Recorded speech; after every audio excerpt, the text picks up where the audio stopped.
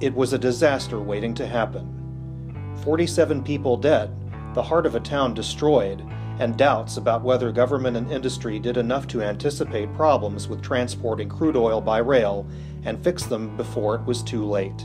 The disaster unfolded after an unattended train loaded with crude oil from North Dakota rolled away and continued at high speed toward the lakeside town of Lac-Mégantic, Quebec. Trains made possible the surge in oil production from North Dakota's Bakken Shale region. American drivers are seeing lower gasoline prices than they have in years. But it came at a cost. 911, what's the status of your emergency? Well, there's a big fire by the reservoir here in Castleton. Black smoke going here. I don't know what the hell's going on. Yep, we're aware of it. What's going on? There was a train that derailed. Across the border, another crude oil train derailed 6 months later in Castleton, North Dakota, spilling nearly 500,000 gallons. This time, no one was injured or killed. The train was carrying 3 million gallons of Bakken crude oil to a barge terminal on the Mississippi River, but it never made it to its destination. It did, however, catch the attention of the rail industry and its federal regulators. The accident prompted significant changes: increased track and equipment inspections, training for emergency responders, and a new design for the tank cars carrying the oil. The National Transportation Safety Board had been warning for decades about the vulnerability of the DOT 111 tank car, a workhorse that could hold a large volume of cargo, but with few protections in a derailment. After a series of fiery derailments involving ethanol, another highly flammable cargo, the rail industry voluntarily upgraded newer cars with thicker shells, extra shielding, and rollover protections. The U.S. Department of Transportation proposed phasing out the oldest cars by 2017. But the industry wants another 3 years to retire or retrofit them.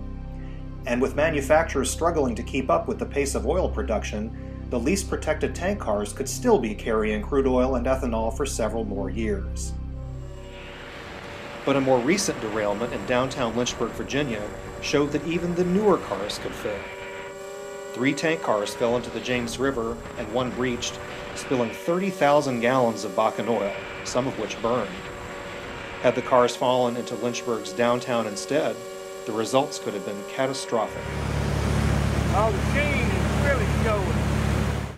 It happened in Aliceville, Alabama too, where a derailment poured nearly 500,000 gallons of Bakken oil into a river system that eventually leads to the Gulf of Mexico.